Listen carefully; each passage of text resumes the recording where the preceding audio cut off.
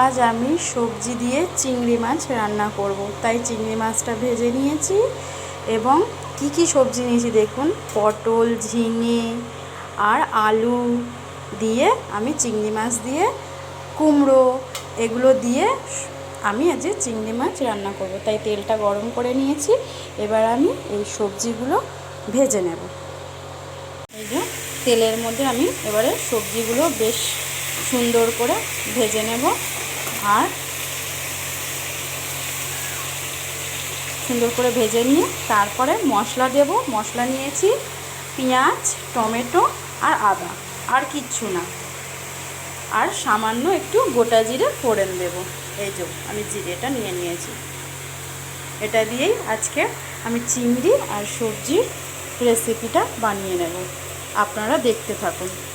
ওই তেলেই আমি একটু জিরে ফোড়ন দিয়ে দেব আর এই পেঁয়াজ,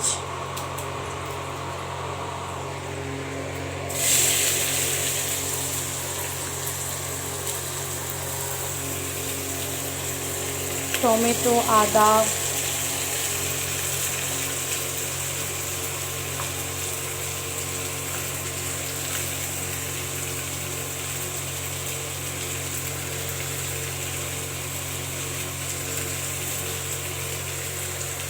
আর আমি এই সবজিগুলো ভেজে তুলে নিয়েছি আর ওই তেলেই এটা বসিয়ে দিলাম।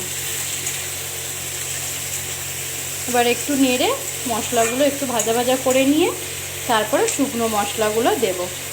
আমি শুকনো মশলাগুলো দিয়ে দেব, লঙ্কার গুঁড়ি, জিরের গুঁড়ি আর ধনের গুঁড়ি দিয়ে দেব,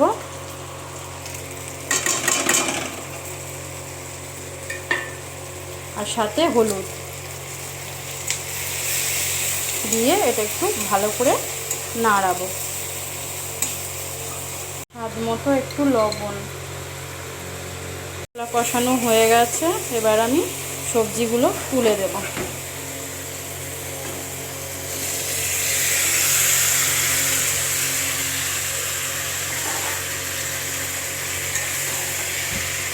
এবার একটু ভালো করে নেড়ে চেড়ে নেব। এই যে সুন্দর করে নেড়ে নিয়েছি আমি। এবার আমি চিংড়ি মাছগুলো দিয়ে দেব।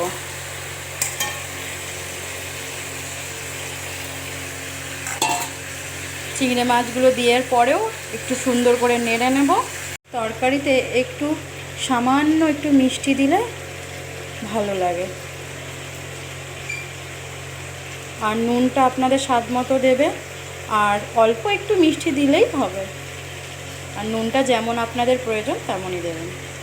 প্রায় আমার সবজিটা কষানো হয়ে গেছে, আমি এবারে আমাদের যতটা ঝোল প্রয়োজন আমি একটু জল দিয়ে ঝোলটা বানিয়ে নেব।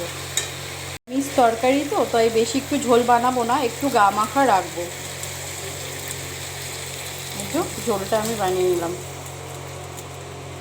এই আমার শেষ হয়ে গেছে তরকারি, চিংড়ি মাছ দিয়ে সবজি।